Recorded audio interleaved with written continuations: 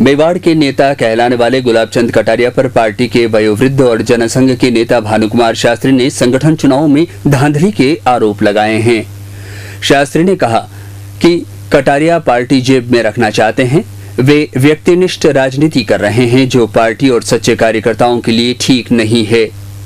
शास्त्री के घर पर कटारिया के घोर विरोधी माने जाने वाले धड़े ने बैठक कर उन पर खुलकर आरोप लगाए हैं। शास्त्री ने तो इसकी शिकायत प्रदेश अध्यक्ष तक कर दी है।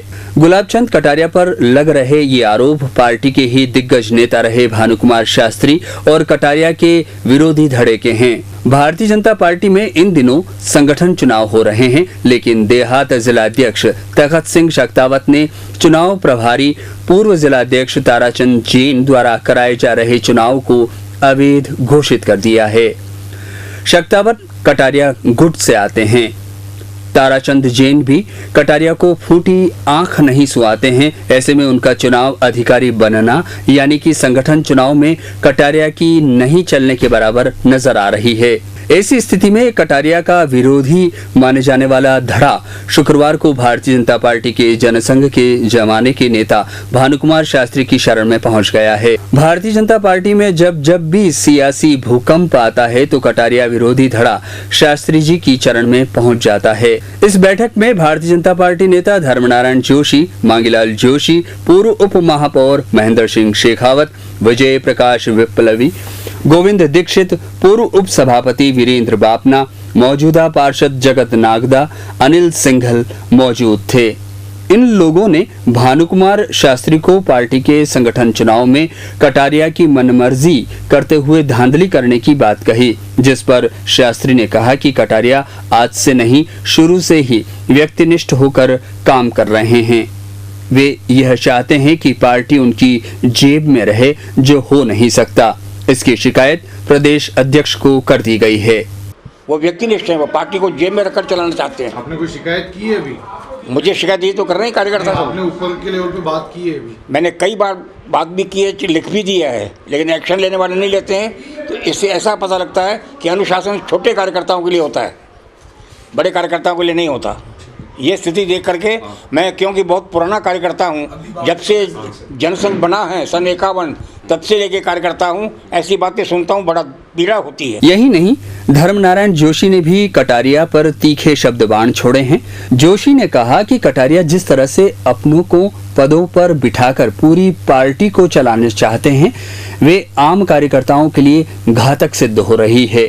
जोशी ने तो ये भी कहा कि वह 5 दिन से बीमा योजना के कार्यक्रम में रहकर केवल बूथ और इकाई के चुनाव कराने में लगे हुए हैं। कटारिया अपने आप को बड़ा नेता कहते हैं, लेकिन 25 साल की राजनीति में उदयपुर को कोई बड़ी उपलब्धि नहीं दिला पाए हैं। 25 साल से लाल बत्ती है उनके। वो मेवाड़ के भाषण देते हैं, गरीबों के भाषण देते हैं। मेवाड़ के उदयपुर के लिए क्या किया? केवल नगर पालिका के कामों को गिना करके उदयपुर की उपलब्धि नहीं बता सकते। गुलाबबाग आज 70 लाख रुपए गुलाबबाग में कमल तलाई में लगे हैं। क्या उपलब्धि है कमल तलाई की? कोई उपलब्धि बता सकता? कमल तलाई की उपलब्धि है क्या? वहाँ 70 लाख रुपए कहाँ गए? कौन पूछने वाला है? सरकारी धन का दुरुपयोग नहीं हुआ है क्या? धर्मनारायण जोशी ने ये कहा कि 2008 के चुनाव में जब वे मावली में पुष्कर डांगी के सामने चुनाव लड़े तो कटारिया ने कांग्रेस के पुष्कर डांगी से उदयपुर स्थित एक मकान में मुलाकात की और कहा कि वह कैसे भी करके जोशी को हराएं। अपने आप को संघ का कार्यकर्ता बताने वाला ऐसा काम नहीं करता है, इसको वह साबित कर सकते हैं। अगर कटारिया इस बात से इनकार कर दें तो वे राजनीति छोड़ देंगे। कटारिया द्वारा समय समय पर भाषणों में भावुक होने पर भी जोशी ने कहा कि वह इनका नाटक है। वो भावुक नाटक है उनके, सब ये उनके नाटक है। अब जनता भी पहचान गई है। विरोधाभास को यही धांधली के विरोधाभास है। बाकी पार्टी के, हम तो दीनदयाल जी के भक्त हैं। वो बार बार संघ का नाम लेते हैं। मैं संघ का स्वयंसेवक ऐसा नहीं करता है कि एक दूसरा स्वयंसेवक चुनाव लड़ रहा तो उसकी खिलाफत करके कांग्रेस वाले से मिलकर उसको हरावें। ये संघ का स्वयंसेवक नहीं करता है। गत चुनाव में श्रीमान मांगीलाल जी को, शांतिलाल जी को बुला के कहा कि धर्मनारायण जोशी का टिकट फाइनल है, तुम लिख के लाओ। सबसे साइन करवा के लाओ, मैं दिल्ली जा रहा हूँ, उसका टिकट मैं किसी भी कीमत नहीं होने दूंगा। ये धंधे उन्होंने जीवन भर किए हैं। आज मेवाड़ में अधिकांश एमएलए पार्टी कार्यकर्ता बहुत दुखी हैं गुलाब चंद जी के व्यवहार से, जो भारी गुटबंदी कर रहे हैं सब तरफ से।